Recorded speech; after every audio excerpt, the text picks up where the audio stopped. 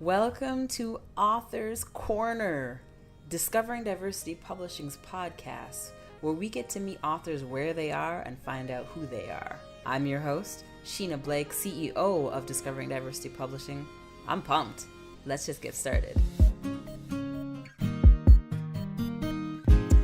Welcome back. Today's Saturday, right? Today is Saturday. We are here with Casey Bradfield at Watah School, and we are here on Author's Corner, Discovering Diversity Publishing's podcast. So I'm super duper excited because I get to sit with like the coolest ladies I've ever met. But I like to start off, and I've been sort of starting off with this story every time, but Najla has something that she's going to read for us before we really get started. So go ahead, Naj. Yes, I'm going to read a land acknowledgement because we do that when we have any events here at the Watah Theatre. The Watah Theatre acknowledges that the land on which we gather is the traditional territory of the Haudenosaunee and most recently the territory of the Mississaugas of the New Credit First Nation.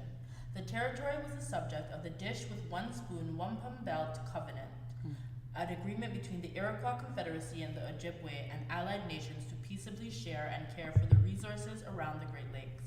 This territory is also covered by the Upper Canada Treaties.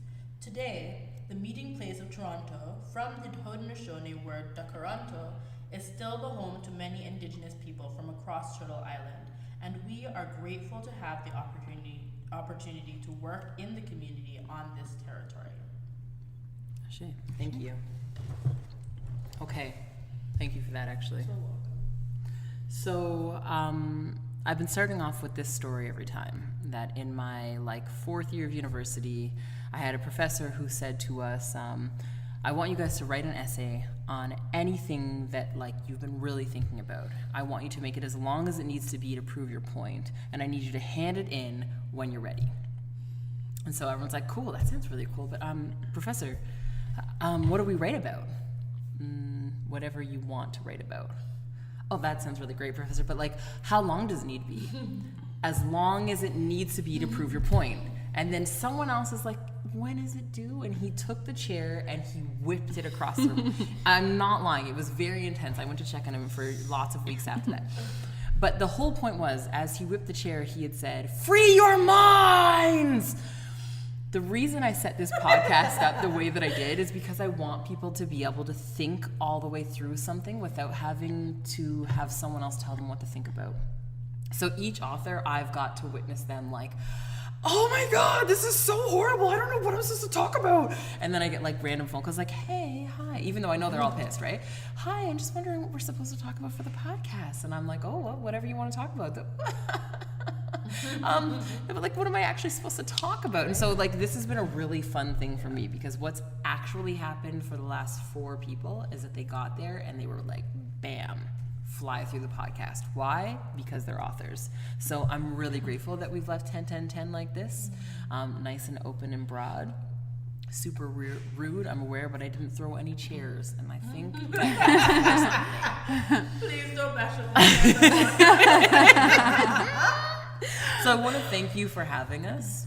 Thank you. Casey, I want to thank you for, it is an honor beyond honors, huge. When I was bothering Najla to come here for a long time, and then finally she was like, oh, okay, you can come. I was like, please come. Of course. Can I get the green light? Got the green light like Sheena. We'll see you on this day at this time. So I'm so excited. This is so cool to get to support. Thank you. To have, to get to work with community organizations, to get to work with other artists. Watah does that and believes very much in supporting artists and supporting the growth. Because when we support our community, we support other artists, we're supporting each other and we're supporting ourselves, which is really, really important. So. And then growth happens. Right? There's no way around it. Mm-hmm. Yeah. So, and Casey, thank you for coming. Thanks for having me. Yeah. So before we get into the podcast, can you tell us about yourself and about your book? What's it called? I could say it, but I always like how authors say their own titles. Of course. And before I even do that, I have to say I know the professor that you're talking about. You do? Did he I do. And it's are I'm not supposed to say his Oh, name. I won't say his The name. professor was, I really didn't, I couldn't pick it up what he was putting down at the time. And I did really poorly in his class, probably the worst mark I got in university. So I'm going to try my best today, guys. That was my favorite class.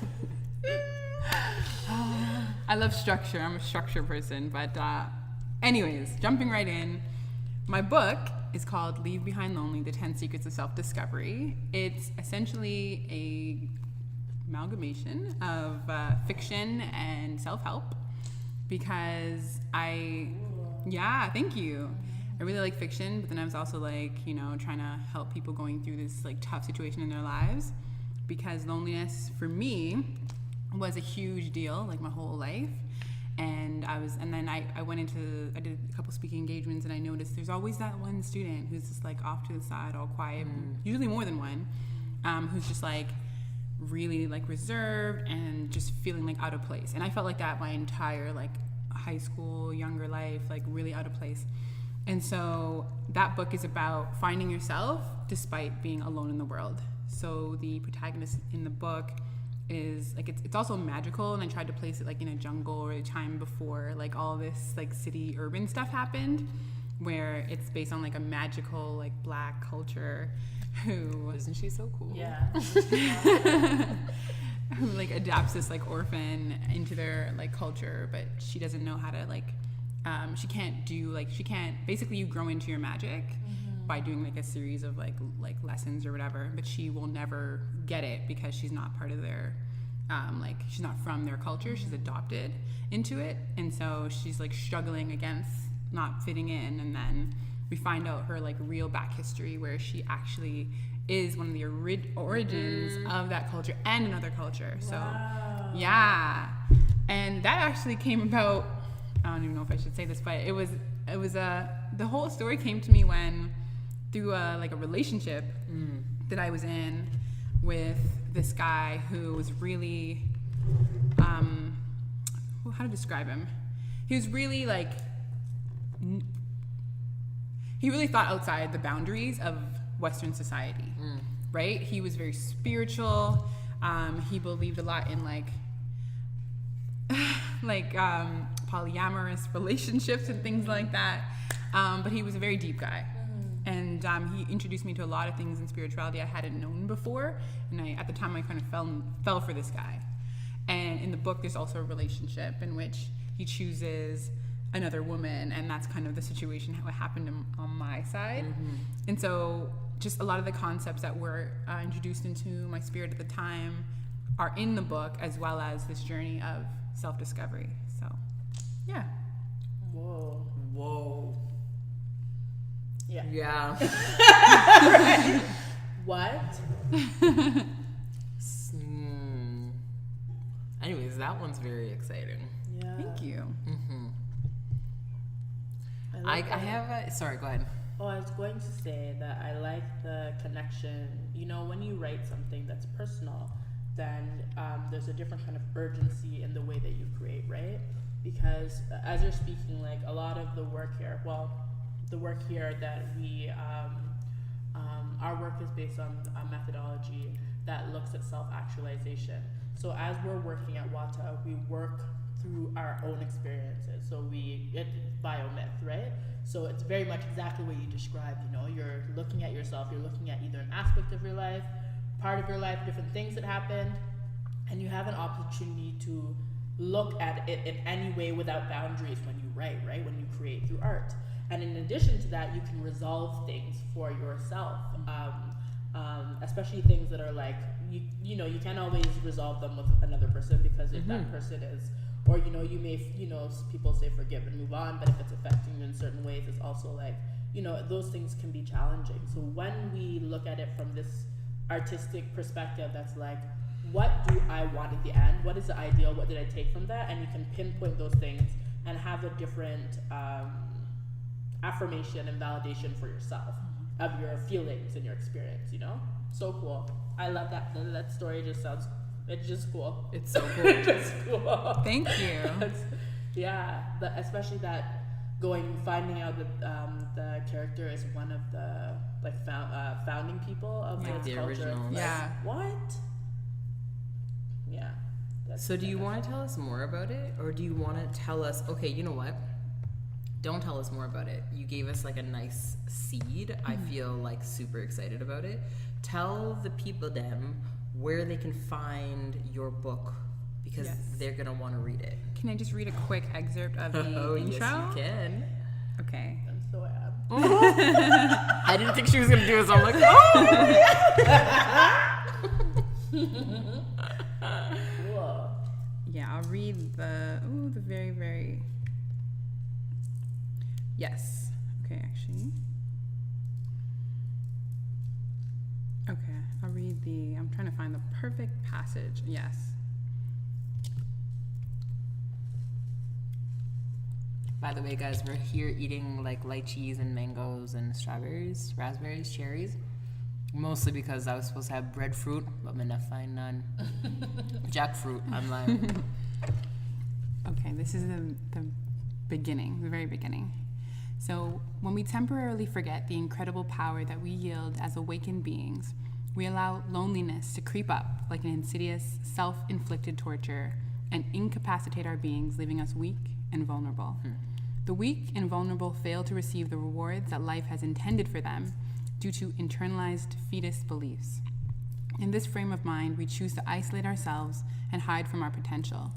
In concealing ourselves, we forego opportunities for growth and ultimately reject the urge to truly express who we are, and in doing so, we deactivate the magic within. Your magic is both your ability to navigate through the pressures of the humanly world as well as your connection to that world. It is your inner strength, confidence, and purpose for living. And I'll stop there. Wow. So yeah, again, at the time I wrote this too, like where I was actually in life this is right after I graduated university, and I had moved out of my home for the first time. And it wasn't typical because my mom grew up in children's aid, so she didn't have a connection with her family, like purposefully chosen not to. And so I wasn't speaking to my mom at the time. We had like a very tumultuous relationship. And then I didn't grow up with my dad. So it was literally me and nobody else. Like I couldn't call my grandma, and I didn't really have a relationship with any of my family. And like I have my sister on my dad's side that I am close with, but it just didn't feel like communicating with anybody at the time. And it was the most like loneliest time of my life. And like it was when I was like, you know what? If I don't change something right now, I'm gonna be unhappy for the rest of my life. And so I started reaching out to my family members. Actually went to Trinidad for the first time to go and meet like my one of my great aunts and find out about the family history. And on that trip, I discovered the root of one of the biggest I guess trauma in my family that's led to generations of weird stuff. Right. And it's I guess I'll just share it. It started in Trinidad with, as I told you before, with sexual abuse and in the family, which led to my grandma trying to disperse all her kids into different family households across Trinidad.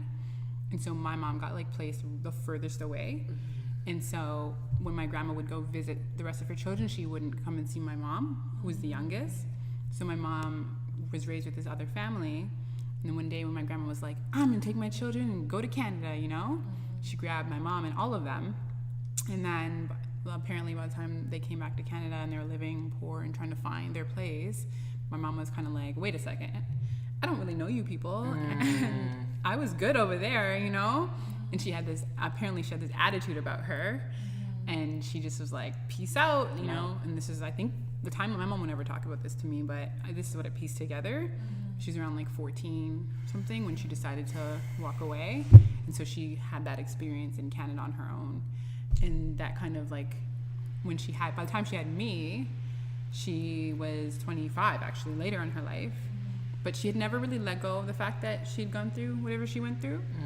And that was always a part of her story. And that brings us even to today. Yeah. Wow. Whoa. It's amazing how her story does that for us. How we carry our mother's stories. That's so amazing. Even without knowing, Yeah. Oh, so interesting. Wow. Oh yeah. I realized my whole life was framed around understanding who I was. Like, I took Caribbean studies because I wanted to understand like what would lead up to this situation of generational trauma in the Caribbean. Like, what's the climate? I wanted to know more. And then I took criminology because I was just like, okay, there's too many people that I know involved in the criminal justice system. Wagwan, like, tell me like the truth. You know what I mean? So yeah, it's all been discovery. Right. But after writing that book, I could finally shift now to discovering myself. It's so weird. I actually did begin that shift after writing the book. Yeah. Wow. Good for you. She really is like this all the time, you know. Yeah. She's so cool. Thank you. Your eyes are so bright when you said that, and when you looked at me. Like, She always says nice things about me, and I'm like, wow, it sounds. I'm always shocked every time. I'm like, wow, that sounds so good to the ears. Like, I like talking to Sheena. Like, But it's the truth, though. It is the truth. that's so cool.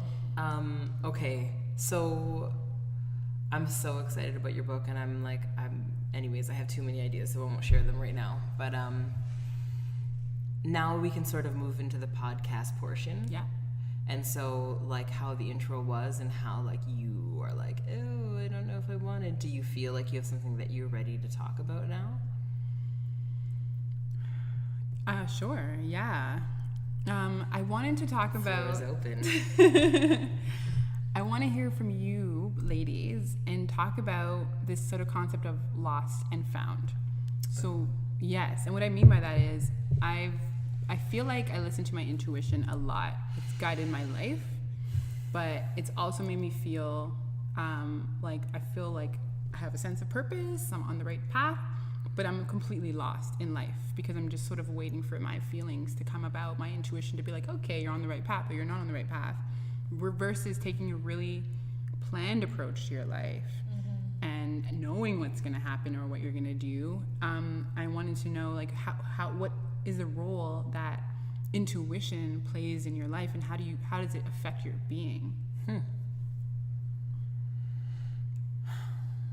Nash?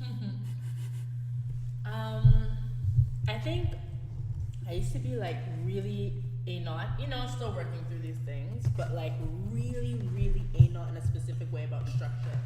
And then I was hit with different illnesses along the way. And illness, especially chronic illness, can be very humbling, because you don't have control over that, And so in those moments, it was like, now I've become somebody that's like late.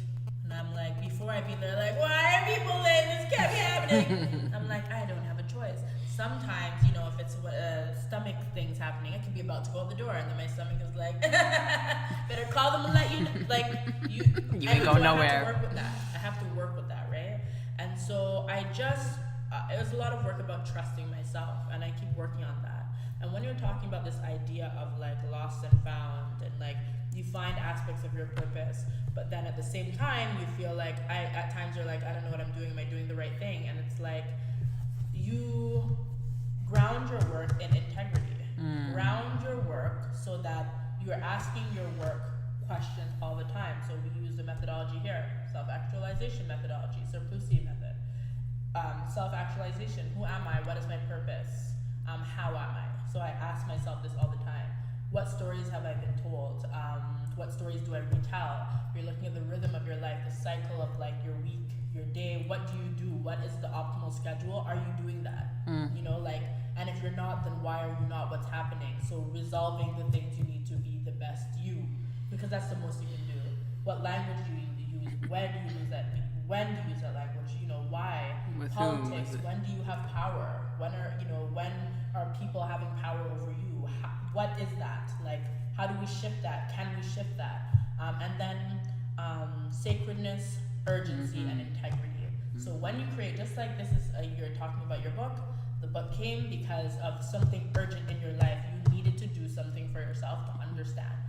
That's listening to yourself. That's intuition, Sometimes it doesn't feel like, aha, that's what it is.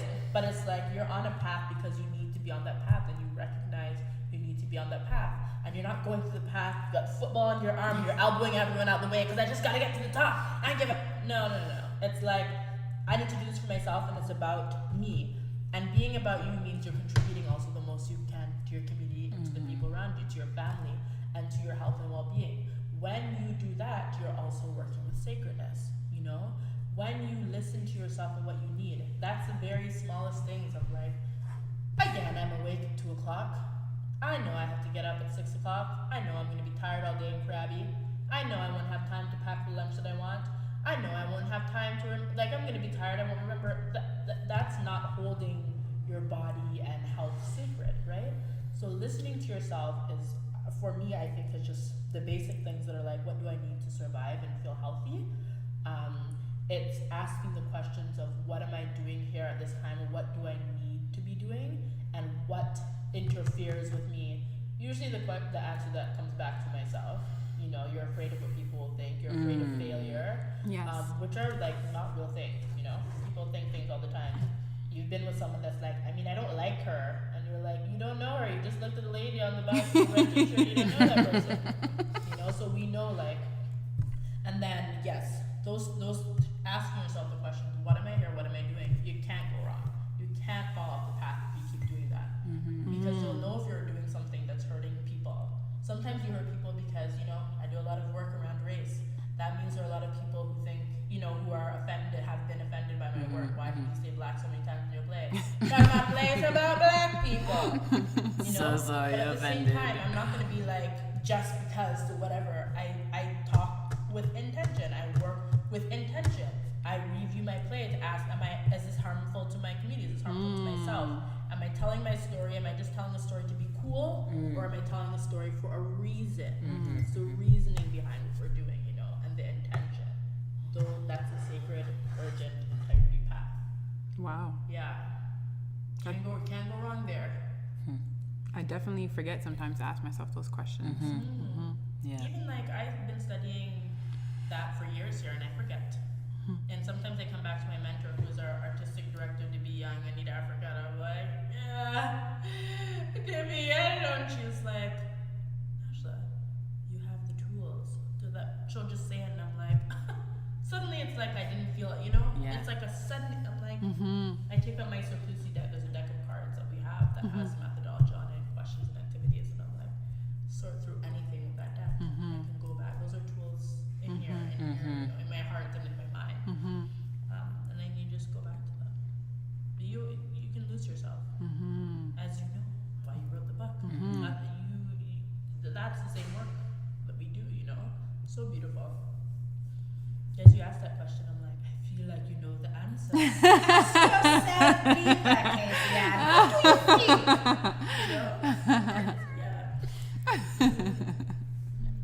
As you're saying it, I'm thinking of, so I grew up in Orangeville, and like in a small town, like every kid just can't wait to be 16 to get their license, because like you can't do anything without it.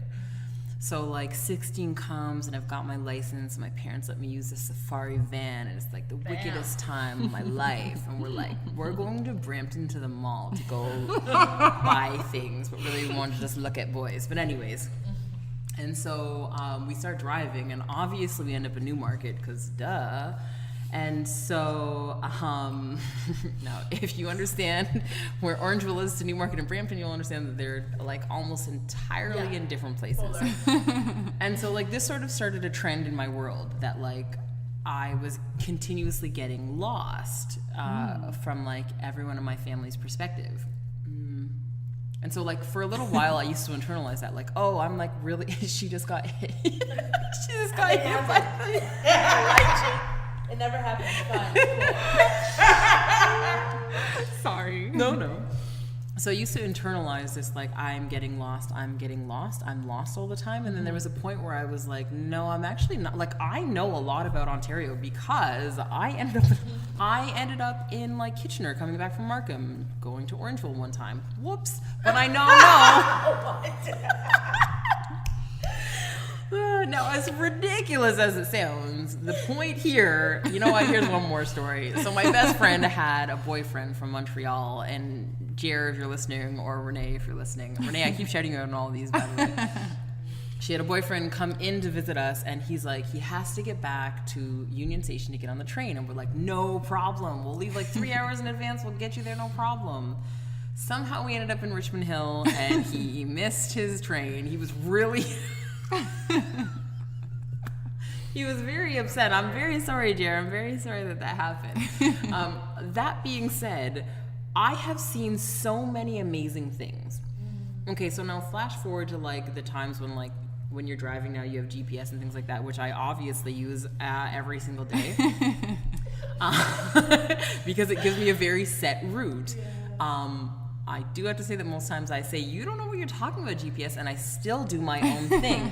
But I'm not ever lost is what I've realized. It's like we keep holding this standard of like how things are supposed to look, like these linear lines on how things are supposed to go. And like when I find I lose myself is like, you know, in relationships. So here's what in a moment when I know that I'm lost is I'll be having a conversation with someone and I really have to pee, but I don't want to tell them that I have to pee because I don't want to interrupt them because I feel like it would be rude and they have something they have to say. And so like now as I'm getting older, I'm like, fuck it, I gotta pee. Yeah. Like I can love you and love me at the same time. It's totally possible. Not getting the bladder infection for you, sorry.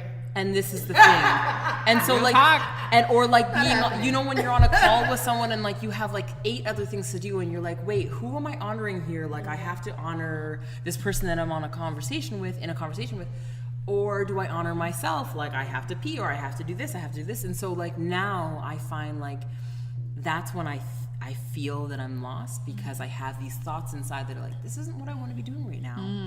And so realizing that yes, sometimes what I want will offend other people, but it's mostly because they're not doing what they want. And so there's this like corrosion of like disdain for our own path. And go ahead. But that's interesting because it's a critique for a lot of millennials now. They say that, you know, people criticize them for not working hard enough, for not being committed enough or dedicated enough because they do what they want. You guys are a little annoying. I'm just saying. But how can you say that and then say that you're supposed to follow that? I'm wrong. Yeah, I've been thinking a lot about that, and it's like such different like what is the generation? It starts at 1980 actually is a millennial. Anything 1980 and up is millennial. Yeah, I think it's like 2000 a very different time, you know? It's not like there's a time where regardless of your post-secondary education, you could get like an adult job, and when I say adult job, I mean a job that can sustain adult responsibilities. You could afford a home, you could afford a car, you could afford like people have 4, 5, 6 kids. Like in our generation, it's difficult to balance those things, and also it's difficult like the 2 generations before us are still not retired, so jobs are not opening. And for the same jobs, you're sitting beside somebody who didn't, you know, just graduated high school, and you have to get a master's to sit beside them to start at a lower paycheck, right? So there are all those dynamics that exist with this generation, which I think also we need to like talk about how that affects like ambition, mental health, and like encouragement. Because if our mentors and leaders are not recognizing the differences in our generation and the type of support that needs, like the type of support that needs to address the changes in culture and society. And of course, we live in the city of Toronto, and it is hella expensive to do that. You know, and we also know that the employment hasn't caught up. It's not catching up. How is this still a thing? It's like minimum wage was $15, and I'm like, that is nice, but I still don't understand how people work with magic when they're making $15 an hour and they have children. You know, like people are doing that in the city, and it's like, So I definitely have developed more patience for myself and like younger generations around. I don't know what it is to grow up with technology, like have babies, to be a baby who knows how to skip videos on YouTube. I didn't do that. They do things like even so I'm still considered a millennial, but like, because I mean, the age difference between us is like, it's not huge, but it is quite vast in terms of things you grew up with versus what I grew up. Like, Right. I started driving and there still were no cell phones. I didn't have I remember like asking Jeeves, you know, do you guys remember that? I remember when MSN was like for like sex talk only. Like, that was a thing. I don't know nothing about that. See, and it was like secret, like dial up, like no one pick up the phone, like, hey, what are you wearing? Like, it was like, so like times really are different. But actually, it's funny because we were talking about this the other day about how like I find like younger millennials. So, like, the way that I grew up and, like, my parents is, like, no matter what you're feeling, you still got to go to work and get things done. Yeah. And then I keep encountering all these millennials who are like, I have big feelings and I'm not going to do that work right now. I'm just going to deal with my stuff. And I'm like, first I'm like, how are you going to pay your rent? How are you going to pay your mortgage? And then there's this thing that, like, washes over me that's like, thank God they've got to a place where they can actually honor themselves enough, where you guys can honor yourselves enough to say, fuck it, I'm gonna put this all down right now. I gotta deal with my soul right now. It's hard. It's a hard balance. And that's part of the impetus behind the question. Because it's like, I follow that intuition. I mean, I had a job where I was making $60,000 a year and plus commissions. I was a real estate agent. I was working for another real estate agent. And this is me, 23. And he was paying for my car. And I lived at Yonge and Eglinton. And, you know, I had it pretty good. You were living the life. And then, so I had an assistant. She went on vacation. He went on vacation. I had both of their workloads. And then I started thinking, I was thinking about it for a while, to be honest, but I was like, this is pretty shitty. I work all the time. I'm not happy. I'm not addressing a lot of the things in my life that I'm just working. Like, I started my blog. I was blogging. I was on a board. I was doing a lot of things, but I just wasn't happy. And it just hit me. And I was like, you gotta quit. This is not your life. You're gonna end up being one of those rich, snobby girls who don't know who they are, who have no family. You know what I mean? Like, you're just not gonna be you. And I was like, what? And then in my head, it was like, what happened to the girl in university who wanted to change stuff, who wanted to help her community, who wanted to be, you know, like, who loves writing? Like, what happened to that girl? She's gone. And I was like, all right, quit. Came back the next Monday after the long weekend. I was like, sorry guys, I quit. I walked away from everything. Yeah, I had like 2 weeks buffer. Were they furious? Yeah, he was really, he was honestly, he was the best boss I've ever had. I loved my job up to that. Like, he taught me how to, like, about investments. He taught me how to, like, I was really bad at math. He helped me learn. He, like, basically sponsored me to become a real estate agent. And he was like, he had my back. This He was like Jewish a serious guy. mentor for you. Yeah, he was a serious mentor. I wish I could say sorry in so many different ways. Like, he was great. He's a great person. And I still haven't been able to face him since. I'm just like, when I get rich, I'll just give you a bunch of money. I'll write you a check. Like, thank you. He's like, I'm okay though. Oh yeah, he makes a ton of money, but like, I just walked away. And I was like, I'm gonna launch my business. And this is when I tried to launch my business. And for the first year, I'll definitely say that I was devastated. I was so many things in my life. I was also dating a guy who was like the devil, even though, you know, I probably shouldn't say that. He was really shitty to me. I'm sure he's elevated beyond since then. I should start thinking of people. Sometimes people can do you wrong, but they're not a bad person. Yes, absolutely. So anyways, it was a really hard time for me. And I was, so that happened. And now I'm coming into a cycle again. My intuition is saying, it's time to pivot, close down this chapter and pivot. But I don't want to make the same mistake I did last time.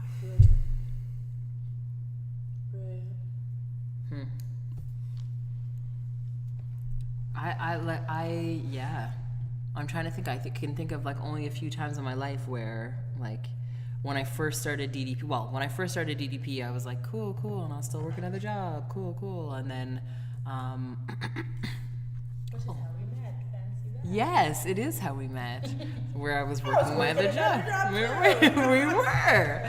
And then I had gone through this process with some elders. Shout out to Sacred Leaders International. And it really changed me because it was the first time that I was able to accept that, like, I can love something. Like, I loved the work that I was doing. I loved it. But I knew there was something else I wanted to do. Like, I had a vision. And, like, I know that my purpose here is to work with people to walk alongside people as they move from one layer of consciousness to the next. That's what I came here to do. But that shows up in lots of different ways. And so when it first happened, I thought it was like, only spiritual ways that it can be, da da da. Like, and so I was still sort of stuck in this like rigid way of thinking about it. And then the thing that comes over me, and actually all day has been, is like freedom. Like, things have to be easy and they have to be free. Life actually is quite easy. We just like to make it convoluted and hard. But like, the reality is that hard is for tables and men. Like, that's it. You know what I mean? Like, hard is not, we've done difficult before. Like, we've all seen it, we've done it, we move on. So there was this time that I was sitting in a staff meeting, and we were like troubleshooting a situation, and I was like, I don't want to troubleshoot this, like in my head. Like, I don't want to do this. I want to troubleshoot my own shit. Like, that's what I want to be doing. And I have all these things that I'm working on. And I went through this huge thing in my brain. And then finally I was like, I'm done. And I went home and I didn't talk to anybody. And I wrote this like letter of resignation, and then like a letter to each of my coworkers, because we were a small team and we worked really well together. And I remember having like, my first thought was like, oh, I'm letting so many people down. Right? Because, and that's very like generational. Like, that's why our mothers didn't quit things, because like, what if they let people down? Yeah. But then I was like, I'm kind of letting them down by not being my complete self. That's actually letting them down more, and it's letting me down, and my babies and my daughter specifically. And then so yeah, then I quit, and then DDP like took a new gap, and like you said, like that first little while is like, okay.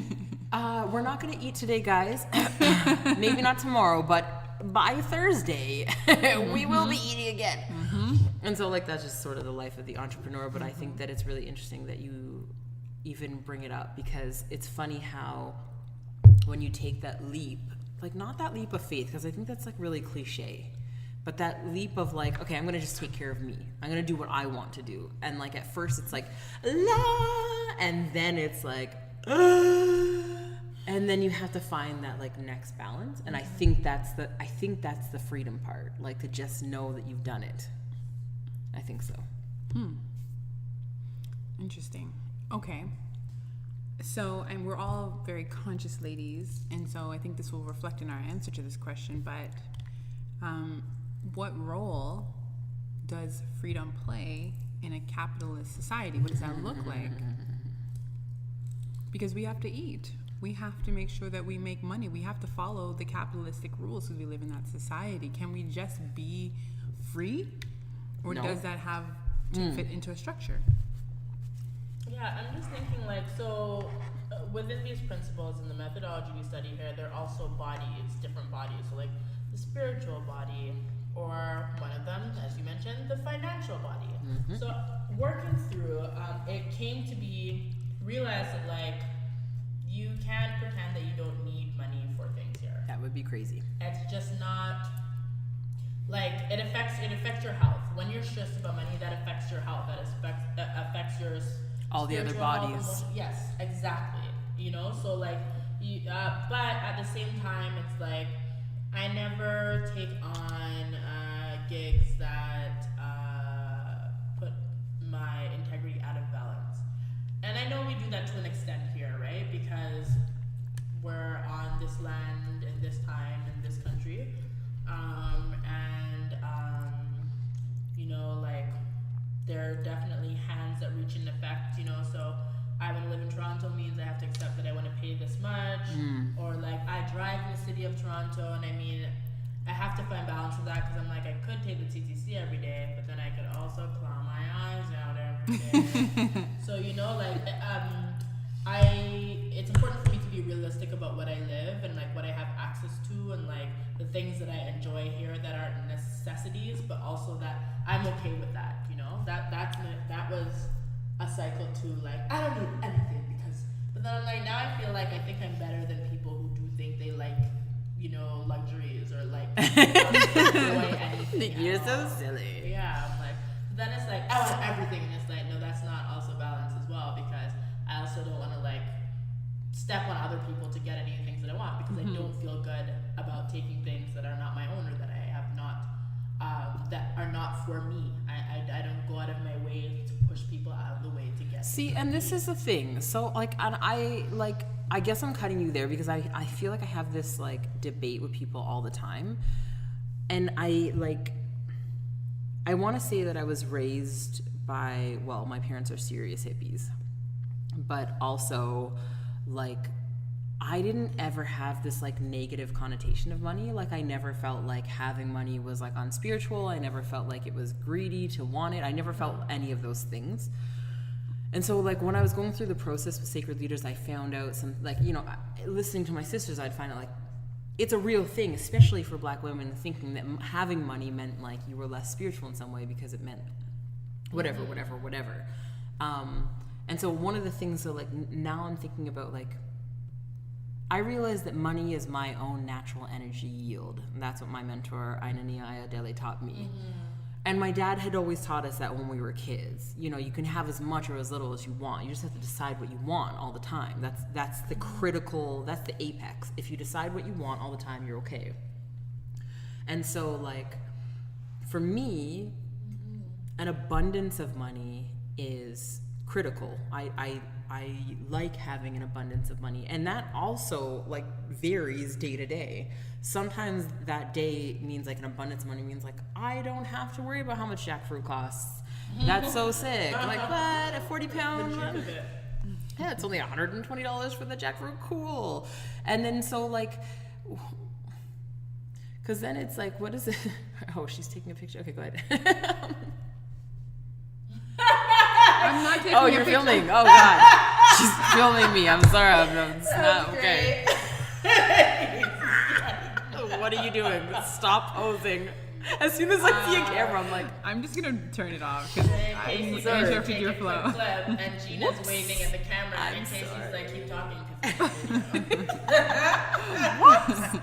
So I guess what I'm trying to say is, and it's funny because the kids and I read Richest Man in Babylon. We try to read it, like, daily.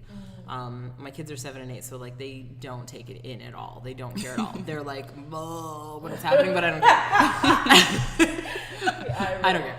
We just do one thing each day, like how to cure a lean purse. And so today's topic was about guard thy purse, right? And it's really about, you know, not trusting the brick maker with your money to buy jewels, because that would be stupid. The brick maker knows nothing about jewels. That's the first thing. But the next piece is, there's no way God or the universe or whoever you believe in and pray to is going to give you lots if you haven't managed the little that you have. And so, like, capitalism, yes, totally crazy, but, like, I've never functioned in a society that isn't capitalistic, so Right. I'm, like, I feel like navigating my way through isn't the scariest thing, because it's how I've been, like, you know, every time I'm in a country that's, like, not capitalistic, I'm like, oh my God, I can't even breathe here, I don't know what to do. Like, at first, the first, like, week, I'm totally cool, then the second week, I'm like, this is nuts, I don't know how to even function here. So, like, maybe, like, it will give me a freedom if I got to, like, 3 weeks, but I actually don't want to know. I actually very much enjoy this, and it might be totally messed up, and I'm even saying this on a podcast, that, like, I don't mind capitalism. I don't feel like I step on anybody. I'm very conscious of, like, collaborating with lots of people. I do feel that there's more than enough of everything for it to go around to everyone. I feel like, you know, if we work together, then we can both grow. And, like, all the authors that work with us, like, I feel like there's this constant exchange. And I think it's the coolest thing ever. So that's really interesting, because my question was, what does freedom look like in a capitalist society? And Najla, you said it looks like balance to you from your perspective, and you said it looks like an abundance. Yeah. So, What does it look like to you? I'm hoping it looks like an abundance. I really am. Like, I've been saying I want to be a billionaire forever. Like, I definitely want to be a billionaire. Like, I want to be, like, the youngest billionaire, Black billionaire in Canada. That's my, like, whole goal. And so what I'm finding now is the fact that I need to pivot is because my business mindset was too small. My money mindset was too undefined. And now I've been seeking out knowledge for the last little while, and I'm learning a lot about money I didn't know, a lot about business I didn't know, and it's just natural that I know that I have to restructure it and put it back together in a better way. It's still overwhelming to go through that process of, like, starting anew again. in order to get on the new path. Because Except for you're not really starting new though. But it kind of still feels like a failure in a way. The failure has to happen for us to like. You didn't even fail though. It wasn't even a fail. It was just like, oh, okay, let me try this. And I think like, okay. Where's the cheese? Let's go. Well, what is failure? Well, I just you try, something doesn't go the way you don't have the outcome you want. But or that's whatever. not a fail. That's just But like exactly. shit didn't work the way I wanted it to. Now I got to do something else. And sometimes like. If I try to climb the stairs and I fall down the stairs, I've learned something about the stairs. I've learned something about myself. So like everything, failures, I just think of it as like process. You know, everything is a process. So what I achieve,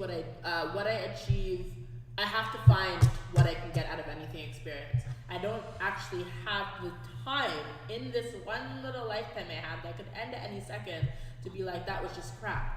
You know, like that was something that happened. I'm the It didn't go, worst. like even when things don't go exactly as they plan, I'm like, oh, well, what did, even as you're saying, you know, like you have this idea about money, and you want to grow, you want to be a billionaire, but you realize that even though you maybe have been learning and have a good sense of money, there is even more for you to learn. So essentially, somebody could look at the first, like, you know, the initial ways you're looking at finances as failure. You know, but also you needed to do that to be able to learn that that is not the way that you want to be now, right? So it's like process. Like, everyone is not going to wake up. There's one Beyonce because there's one Beyonce. Why is that? Because she works a specific way, has a specific team, has a specific process that took years and years and years and years and years to get where she is.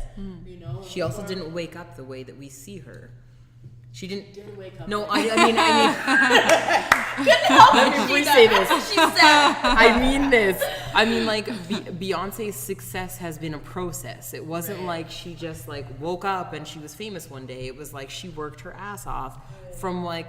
Okay, so I remember doing Destiny Child dances in like the 7th grade, like very seriously. And she had already been like in that game. We're around the same age. She had already been in that game for years. That is someone who has honed her craft.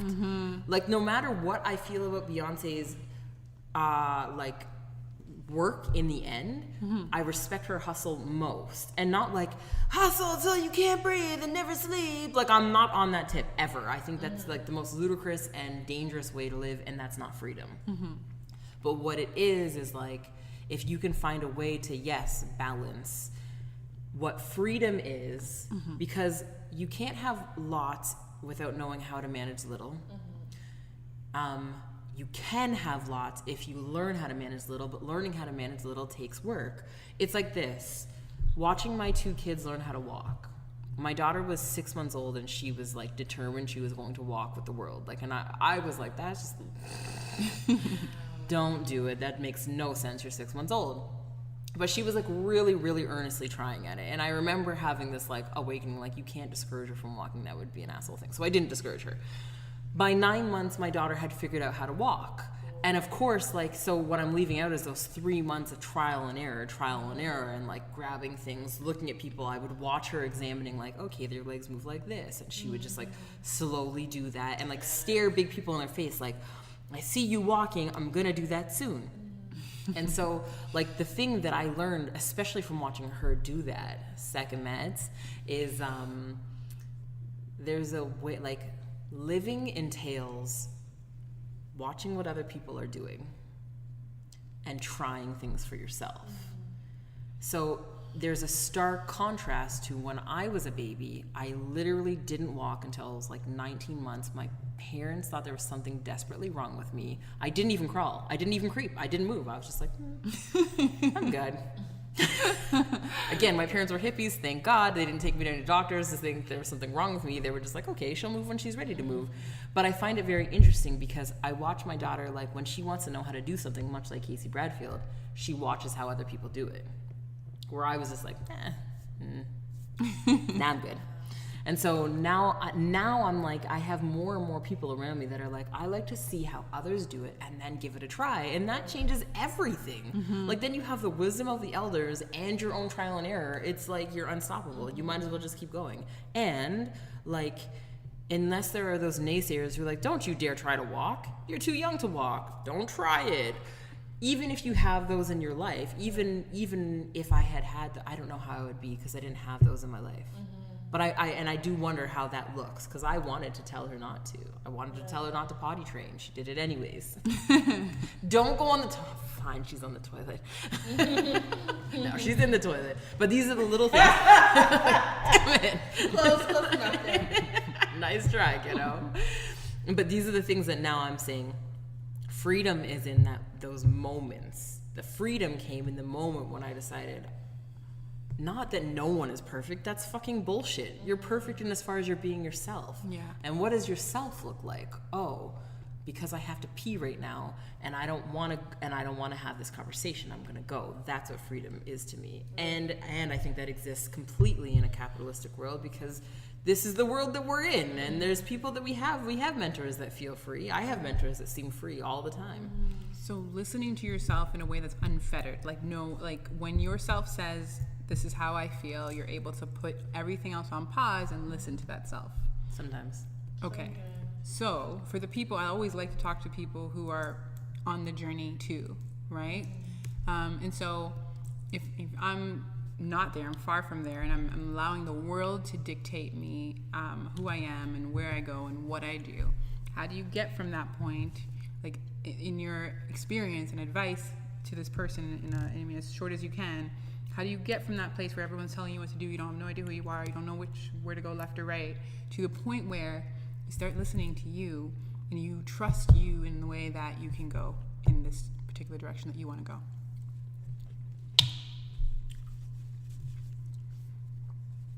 This is like comes back to your question about intuition. But so I'll say for me, meditation is very helpful for me. I have seasons like I can't do that. It really, like, I know when things are shifting in ways that are not going to work for me, and I'll be like, I have not been meditating in the way that I need to. So that's one really important thing, because when you are still with it, you can feel immediately when something feels wrong. You can feel, for me, I can have a balanced response. Like, I don't, I just listen, I can take it in and not have a panic or adverse or a reactionary response. It's like a calculated, different response. And that's then how I know that, like, I'm making a decision that I feel like is the one that needs to be made and that works for me. But it's also, with meditation, stillness means that whatever happens on the path, I can deal with it. I can deal with it with a very clear head and a clear mind. It's actually how my character gets out of some of the problems that she faces in the book. Meditation specifically, yeah. Whoa, Yeah. meditate? I used to meditate. I have recently been trying to meditate again, but I realized that the energy in the space that I am in most of the time isn't conducive. So I'm making a shift to the energy, and then I plan to meditate again. Like, but I started breathing. I don't remember to breathe a lot. Like, so now just like taking a step back and breathing is like my first step. Yeah, meditation will be my next step. If I'm like really upset, and the deep breath, 3 deep breaths, if I 5 deep breaths, I'm like back to earth, you know? My mentor always says, like, how quickly do you get back to God? How quickly can you get back to yourself? And so, yeah, like, I certainly haven't mastered that. And, like, you had asked, like, what advice would I give to that person? Like, I would give them 0 advice. I don't like giving advice. No one ever takes it anyways. And if they do, it's like you're responsible for their world, and that makes no sense. I think that life is really meant for living. You have an idea, fucking try it. You cannot fail. You're going to mess up. Something shitty's gonna happen. It has to. Read The Alchemist. Shitty things are gonna happen. Sorry, go I was just gonna talk like mentorship is so important. You know? Absolutely. And, like, it's like when you grow up and there are like things that like adult figures in your life as like a kid used to tell you, and you're like, whatever, okay, you don't know what, this is so annoying, and then you grow up and you're like, I'm not going to tell them. But I say that very openly. There are things that my parents said, or you know, adults, absolutely, that I was like, I mean, I don't know, for different reasons, but at the end of the day, there are pains that I felt in my life that I also made decisions. Absolutely. That, you know, also. But is there not a difference between mentorship and advice? Because if there's so like for me, it's like I have people that I work with in a mentorship capacity, and I have people who mentor me in that capacity, and never has my mentor given me advice. But what she does is lead by example, and if I have a question, she'll like re-guide me back to myself. But I'm talking about advice in just terms of someone saying, maybe it's not telling you what to do, it's just giving you that wisdom. Okay, hold on. So like someone comes in and you're like, hey, Sheena, what do you think of this? You're having a conversation with someone and you're telling them about experience you're going through, and they say like, wow, like, okay, if I were in your shoes, this is what I would do. Do you consider that? I wouldn't ever do that. Oh, okay. Mm-hmm. I don't know what I would do in your shoes, but I can give. So, for example, you did something. You know, this happened between my friends, and like, what do you think? I'll tell you from my perspective what I would do. I would not say for sure go and do this. Mm-hmm. You know, I feel like sometimes advice comes off as, if you do this, for sure you'll have this outcome. You're good to go. Like, I don't want to tell you a lie right now because I don't know for sure what's going to happen in the future. But at the same time, give it tools, like as you're also saying, that balance. And like, so for example, when I'm doing mentorship, it's like, oh, I don't know, like my play is not coming and I'm getting writer's block, and I'm like, well, you know what you're gonna have to do is just write your play. And so like, but you see what I'm saying is that like you didn't give advice. You were like, hey. But it's a balance, because I definitely go to my dearest, I'll call my best friend and be like, this happened, and I'm like, I need you to tell me if you think. At the end of the day, I'm gonna feel and think, and you know, maybe that's just, but that's community, you know. It's like exactly. able to go to your whoever's your people, and say like, I feel like I did something, and I don't know for sure. Absolutely. That shouldn't be your life or death, but yeah. And I can guarantee you, because I was that girl who didn't have anybody giving their advice, right? Like my mom was like off doing whatever she was doing, working, and my dad wasn't there, right? So I was one of those kids, you know, who just didn't have advice, did whatever I wanted to do. And it's why I'm the way I am today. Great. But from there to here, I mean, tell you, I don't want other people to have to go through that. See, but like, and then I'm hearing you say that, and I'm like, okay, like our worlds were very different growing up, but my parents never gave me advice either. Like I could go to them and have conversations with them, but they would never be like, hey, you should do this. They didn't do that. And I think that's maybe my idea of advice is kind of tainted, and it may not be the same as what you're thinking of, is what I'm realizing. Because I think guidance is important. Right. Guidance is like, that's like everything. Like there's some things that I couldn't have done without people being like, okay, you know, like my dad is always like, listen, I have tried to quit DDP like, I don't know, like 13,000 times. And every time I always go to my dad, I'm like, okay, you know what? I actually think that I'm done. Like, I think I'm going to quit. And he'll be like, Silence. are you going to do it yet? Or like, and so now it's just sort of like a standing joke. Like if I'm like, oh, and he's like, yeah, but you should just quit. How's that? You know? But I'm like, what should I do, Dad? And he'll be, so if I say to him, which I rarely do, and maybe because I'm entirely arrogant, I think this is the problem. If I come to him and I say like, what should I do? He'll be like, what do you think you should do? And so I find that totally different. Where like, it's like a mirror now, right? Like, what do you think you should do? And I'll be like, well, I could do this or this. And he's like, yeah, but what does your heart say? Well, it actually says to do this. Well, then do that. Oh, fine. You know? So that's interesting. Twofold. If I'm the person who's lost, having a soundboard, I guess we can agree, is a good idea. Yes. Also meditation, also breathing. Is that enough? Is that going to help me find myself, or is there anything else? Does anybody have themselves completely found? Well, this is like, the only person is the Buddha who sat under the tree by the water and meditated forever and ever and ever. And that's why we read about the Buddha, because how many, again, people have, you know, so it's like this idea of what exactly do I need to do? That's a question you ask yourself. even like as I'm listening to both of you, like you had an experience where you felt very isolated and you were on alone a lot of your life. And even though like I felt in a lot of ways like an outsider in my family, like I have like a little bit of middle child syndrome and shit. It's a real thing. And other reasons, like I'm just Najla forever, and you know. Magic. Yeah. So, thanks, girl. So, there are a lot of things that were like, I want to do this specifically because I need to be able to go and see for myself what's going on. So as I'm listening, like, thinking about privilege and also experience, because there are people who grew up being like, I wish everyone would just leave me alone.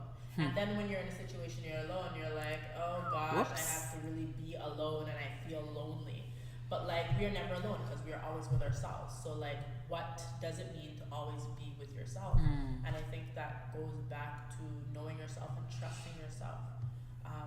It's like when you meet someone who's like really young and they seem to have like a very strong sense of self, and you're like, I wonder what it would have been like if I had the opportunities to have that when I was that age. But like, I probably would have gone and like whatever skip class and done the same whatever crap. I would have. Like, I did. You don't know what you would have done with the tools that anyone else has had ever. Right, it's true. And I think that's where I'm coming from with advice. Because, like, anyone else has had an entirely different life scenario. And every time we come at a situation, it's because of all the stuff that we've carried with us before. And if we've done some work, then, like, some of that stuff is lighter and we can, like, sift through it. But we still are coming at it from, like, I come at it from, like, oh, I was getting lost between Newmarket and Brampton. And no, I didn't get in any trouble. And yes, I was still allowed to take the safari van that had this swoosh down the side. And yes, I was still, like, loved and could use, like, pay phones to call home. People were waiting for me. Like, that's my vantage point. So I can't look at it like, I don't know, Toby Maguire, that's not even, I don't know why I can't. This young person coming to say like, hey, what do you think I should, like, there was this young woman, she was like, Sheena, I really want you to mentor me. And I was like, what the fuck? Like, I don't even know what I'm, like, I don't even know what to say. But after some time, I was like, hey, you know what, like, why don't we set it up this way? Like, if you're willing to try things that I, like, can think of or that, like, spirit gives me senses of, then cool, let's do this. And so, like, we do different things that are like, she'll be like, hey, this is happening in my life. What do you think I should do? And I'm like, what do you think you should do? Because I don't know what it looks like from your eyes. From my eyes, it looks like this, but that's my own judgment or whatever I have. It still looks like your stuff to you. And what happens now, like relationship stuff. People love to give advice about relationships, but it's actually like a ludicrous idea. It is. It's having actually tried to attempt to do that from my vantage point, it's ludicrous. It's ludicrous. Yeah, it is. Here's what you should do in your relationship. Like, what? Yeah. Or like parent. It's like a crazy idea because, like, I can remember, here's a small tidbit. When our son came, my, like, mother-in-law was like, oh, you have to use Vaseline on his bum. And I was like, my spirit said, no, I'm not doing that. I don't even really know why. I just didn't want to do what she said. I just was tired of being told what to do because a lot of the elders, especially when you have a baby, especially when you're around Jamaican women, like, everybody knows how to raise a baby the best. And I was like, I'm not doing what any of you say because I'm not raising your baby. I'm raising mine. And it was the first time in my life that I was like, I'm taking a stand against Vaseline for kids everywhere. And that's pretty much how it went. But I didn't use any Vaseline, never did. And he never, ever had any diaper rash, just saying. But that was the part for me that was really interesting. I wasn't taking their advice. I was watching their guidance. I do feel like in terms of parenting, the fruits of a person's labor shows up when their children are adults and how they raise their children. That's how you can see the fruits, because a teenager cannot be the fruit of someone's parenting. Teenagers do crazy things. They're supposed to. We do things like that. But now it's like you can't advise someone on how to love or how to parent or how to even tie a shoe. Everybody comes up with their own way. But you can sit with them on the stoop and like, hey, I'm going to sit with you while you figure out how to tie this. Let's just do it. We're not leaving until you get it done up. Interesting perspective. Very, very interesting. Both of you ladies. From that, I mean, in the book also, it's kind of just like she learns, she goes along, she learns, she gets hurt, and she heals, and she meditates, and she sees, and she has visions, and she tries things. Yeah. What's her name? You have to read the book. Oh, snap. You have to read the book. I am a reader, so I'm like, read the book. Sounds delicious. Like, so excited. So Yes, cool. I keep it as a treat. But Wow. she discovers it through trial and error, and I guess that's what we're all agreeing on, that you just have to live and just do. And so I guess I solved my own problem now, because it never ends. Well, ask yourself. You ask, and even asking means you hear Sheena's opinion. You're like, maybe not so much mine. And in your mind, you're like, I don't know if that's mine. You're like, actually, what I think is this. Wait, I knew the whole time. You know? Yes. You know. You will know if you give yourself the time and respect to and trust. You know. Yeah, I love how our whole conversation was we talked about so many beautiful things, but we went from the book to the actual idea of intuition, to the idea of freedom, to the idea of advice, to the idea of mentorship. Like, it's powerful. Yeah, it was still centered around, though, like the self, Yeah. which is really, really powerful for me. Yeah. Thank you for the opportunity. Thank you for coming. Like, I've been finding with all of these podcasts for 10-10-10 is like there's this moment of like release and freedom for each of the authors. Like, oh shit, I really do know what I want to talk about. I know what needs to come up here.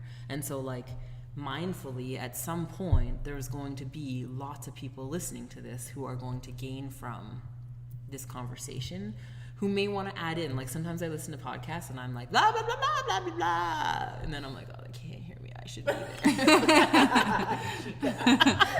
I know. It's The truth of that as well. Right? They're like, are you sure? It's in the phone now. It's in the phone. Yeah. Or maybe you should do an airing party and have people respond and interact. Ooh, Yeah. Casey Bradfield. That is cool. Right? Okay, we'll have to talk about that actually. Yeah. Very thoughtful questions. You know? Yeah. I'll continue to think about these. I never want to be like reprimanding people, you know? It's like interesting because it's personality also sometimes, or culture or upbringing or whatever, but like learning that we're supposed to be like our best self, but also looking down on people who are not. Like, through that process, you can get to a point where you're like, I'm so woke. I'm so like deep. So I'm the consciousest in the world. like now you think that lost. or like when people are like, I've worked so hard on myself, like I know myself, so like whatever, and I'm like, you don't know who and There's how still anybody more. is moving through this world.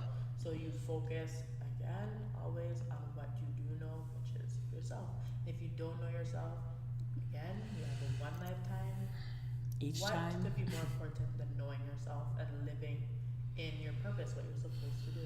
What could be more important? Anything else? It's just Seems yeah. superfluous. And when going back to finances, like the realness is you have to afford to live, and I understand when people are in jobs that are like, I'm here for money, and I'm not at a point now where I'm like, yeah, I'm here, you know, or like, why don't you just leave? I'm like, if everybody just leaves, then I'm gonna be sitting in the dark at my house or like outside on the street because nobody collected any of the bills. So, you know, like somebody and people like that stuff as well, which is important and balanced in our That's world, it. you know, and it's important to respect that as well, you know. Yeah. I love that. It's the truth. I also, I just started to realize, because like I grew up with an entrepreneur. I myself am an entrepreneur, whatever that even means.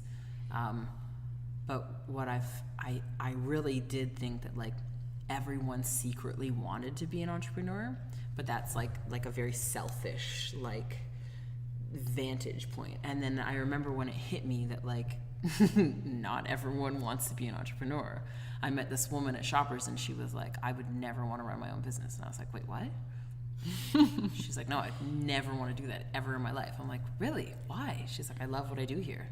I love that I can like set my hours, and then like when I'm done, I go home and then I live my life. And I'm like, that's so deep. And what it did to my soul was like, all of us have different reasons for being here, different ways of being here, and different levels of being in here. And none of it is relevant to anyone else. Like, even in our own family structure, like, I do believe that, like, I picked everyone that's in my world. My children, my parents, my grandparents, I believe I picked all of that. But I also have an acceptance of the fact that, like, just because I picked them for this life, it doesn't mean that it's like, this is it, this is all that I can ever have. That's not it. We all have our own, like, ways of being here. And we can have more or less, and sometimes I fuck it up. Sometimes I'm like I am not always the greatest daughter. I really am working on it. I'm certainly not always the greatest mother, but I'm really working on it. And I think, like, it's that navigation, like, how, like, it can't always be perfect. This is why I hate motivational speaking. Because I'm always like, they leave this here, it's like, and that's all you have to do, and this is how my life is great. Like, what? When did you, like, so your life sucked for like 1 minute or like 10 minutes, and then all of a sudden you had this like magical thing, and then like never again did your life suck? Like, sometimes life just sucks. Sometimes shit sucks, and then you have to work through it, and then here's the best part, is that it will suck again. But when you collect tools from elders, then you can, like, sort of navigate the suckiness a little better, and then enjoy the greatness more. Right. I think. Also tools from this is mentorship right now for me. You know, I for years have been like, the way that you've been developing diversity, discovering diversity, and publishing. I'm like, whoa! Like, this is such an interesting process. It's such a your perspective, the way that you've done it also is like, I have not seen, you know, I don't know all the companies doing whatever, but so I'm like, that is something that teaches me about myself as an independent artist. And when you're around other artists and you're around other authors, and, you know, like, hearing your book, I'm like, whoa, there are elements of this. I'm like, I think I have to finish writing my play before I read your book, because there's so many elements that you share that sound really similar. I don't want to be influenced in a specific way, you know, but I'm like, whoa, this sounds like I gotta read this. I have goosebumps for both of your guys' work. I'm so excited. Yes. I've always wanted to write a play, by the way. So I'm. Well, we're accepting artists for the next season. Register at watah.org. Like me, Najla Nubyanluv, the residency coordinator here at the Watah Theatre. I think I'll accept that challenge. Yeah. I would love to write a play. Yeah. Yes. This is the place. Yeah. It's like, yeah, and just invest in yourself. Invest time, invest energy, and, like, again. And money. Yeah. The truth of that. That's the truth. That's like, I feel like as I get older, this is the best part, is like, I'm real, like, holy shit, like, you have to put it in. Yeah. And not that, like, yeah, like, I never sleep, I never da-da-da-da-da. Like, I love that stuff. I love listening to, like, E.T. and Gary Vee. Like, I really honor those guys. They're my elders. I don't necessarily consider my mentors, mostly because, like, bro, while you were sleeping in your car, who was taking care of your kids? A woman, a black woman, or just woman, period's perspective on, like, success and making it. Right. Guys, I have, like, what are these called? Air quotes. Air quotes, not ear quotes. Don't say that, Sheena. Like, that looks different, of course, for everyone, but especially women, because there's a thing that happens for us, like, whether we have children or not, unless, of course, we've decided, like, I don't ever want to have children, which I respect completely, but still, our way of navigating the world is different from men. Of course. I can't be like Les Brown and, like, sleep in my office. Someone else was raising his children. And I'm always curious about the wives of the men who slept in their offices and in their cars to make it big. What were they doing with 5, 6, 7 kids, like, losing their minds? Yeah. 2 kids makes me lose my mind. Yeah. So what happens? So this is, like, for me, I'm always like, how do I make sure that I can support women in their growth and success? Because you cannot sleep out of your car. Well, I can. Yeah, but you're Not not for too going long. Well, I you're have. also really tall. That would be like I've done it a couple times, but it's not ideal, especially as women. We have different cycles in our lives in which would prohibit that. it really would suck. Yeah. And sorry, like I know that I'm taking up a lot of your time today. No, I've gotten really inspired today. No, that's good. I had wrapped up, so I just want to hear. Like, we gotta go. Chelsea, who you guys have heard on other podcasts and like with DDP, she said something to me one day that like I have been sitting with and haven't mentioned to her. So when she listens to this, she's like, oh. She always says, because we always talk about overhead costs and how, like, in 2017 and at least for the next like 5 to 10 years, the trajectory of running a business means you need to have lower overhead costs, which means like not renting out really expensive spaces or things like that, so that your business can actually survive. Yes. Because you still have to pay for products and employees and all that stuff. And so she said this one day when we were walking somewhere. She was like, yeah, but if you set a standard, then you will change the way that you look at that.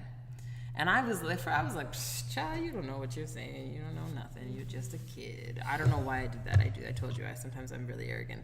So anyways, and then after like I knew that I had to sit with that a little bit. Like, what is she talking about? So if my rent is for a building $4,000, then I have to like set that. And then I realized, like, yeah, like I have to set that standard and say, yes, like in a week I have to make that $4,000 or whatever it is. I have to make that. How do I do that? Well, sales and all of the other things that we read our analytics and we find out. And so now I'm realizing that like in terms of growth, personal, financial, whatever, spiritual, it's really about setting a standard, meeting that standard, and then living in it for a minute and then setting a new one. But it's cyclical and not linear, so I don't know why I did this.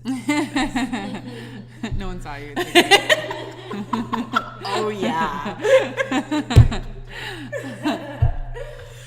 So before we close up, I really, really want to thank you both for like sharing space, sharing wisdom, sharing heart and soul. This is like, I've been looking forward to this so very much, like a super like nerdy person waking up early like so I really want to say thank you guys from like not the bottom but like within my heart. This really means a lot to me. And if you have, both of you, if you could take 1 second, so you guys know how I feel about advice. Blah. But if you could share one piece of wisdom that you have captured along your journey so far for anyone listening, could you please just share it with us? Well, I first want to say that this is a great idea, and it's crazy and also powerful to be elevated into this, like, into a new space. Because I can be a hermit. Like, I'm in my space all the time, and I don't venture out as much as I want to. And coming here, I was literally like, I got to see the beauty of the distillery district. I got to come in here and be like, wow, it's so awesome that you guys have a space here. And meeting you, Najla, like, you're great, you're incredible. And I wouldn't have been able to have this opportunity if it wasn't for 10-10-10. So thank you for setting up this platform. And also, you made me feel super comfortable. I didn't even know for sure what I was going to talk about, but your spirit's just like, oh, I didn't throw any chairs. Calm. Yeah. Yeah, that helps sometimes.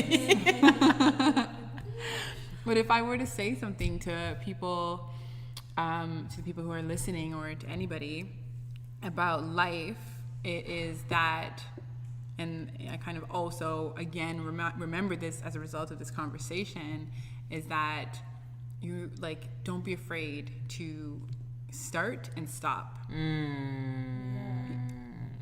That's it. Yeah. Yeah. Yeah. Because people will make it seem like, oh my God, that's crazy. And they really made me seem like I made the wrong decision when I quit. But I really felt it was time to quit. And I would not be here sitting with you ladies today if I'd stayed in that job. I wouldn't have. And since then, all sorts of crazy stuff has happened, but I have grown like exponentially as a person, and I wouldn't have had that experience otherwise. So start and stop if you need to. Holy shit, that was good.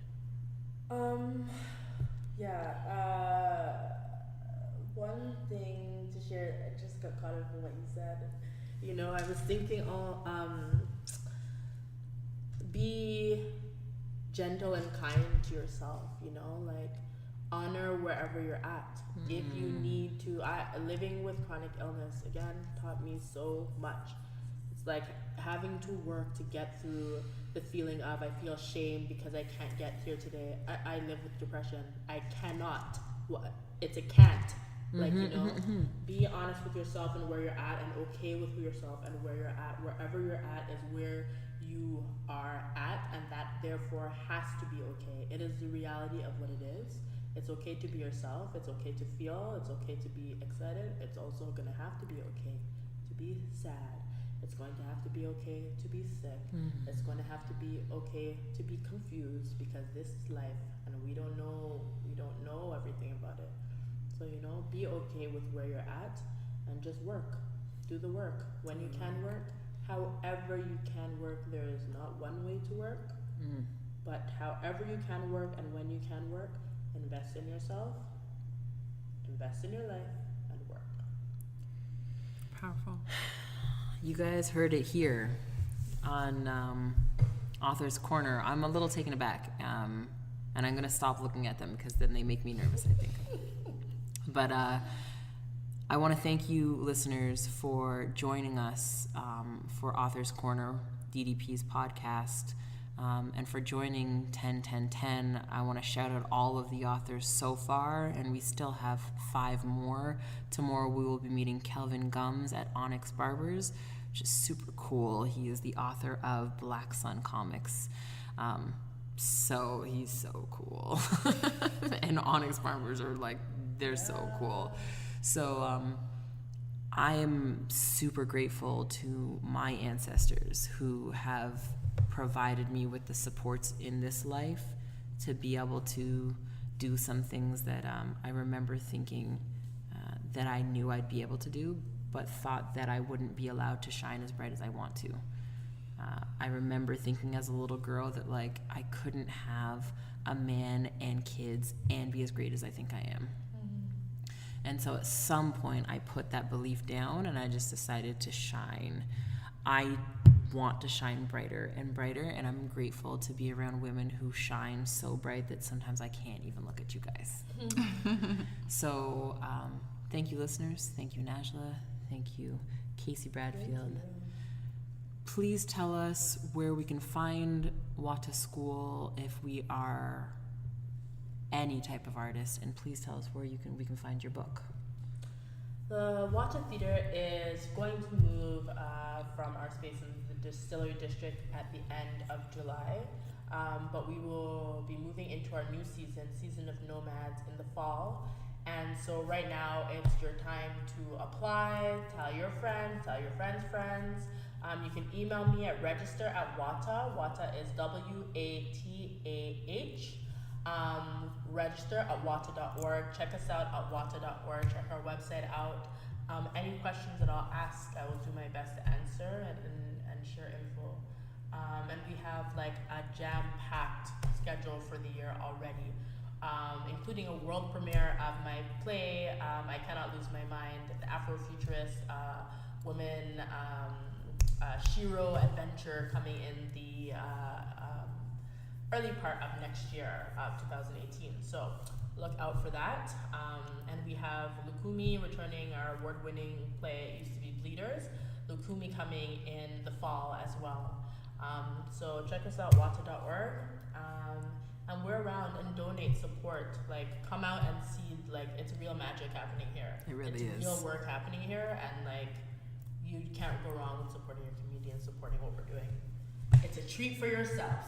It is. It's beautiful. I will be partaking. Yep. And I want to register for some action. I don't even know what I'm registering for, but I just want to register. We'll sort out. We'll hook up. We'll link up. Yes. Yeah. And my book, Leave Behind Lonely, The 10 Secrets of Self-Discovery, is available on Amazon in both print and e-book format. So I hope you check it out. Thank you, Casey Bradfield. Thank you, Najla Nubyanluv. Thank you. Welcome. Thank you, Sheena. Thank you, Discovering Diversity. Yes, I second that. All right, guys. See you next time.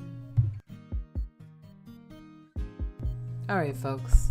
please make sure that you are subscribing, leaving a review, and telling a friend. I mean, like, get up close and personal. Tell a friend. Let them know about Author's Corner. And, of course, we'd love to hear from authors everywhere. So if you're interested, join us. We'll hear you next time on Author's Corner. Peace and blessings.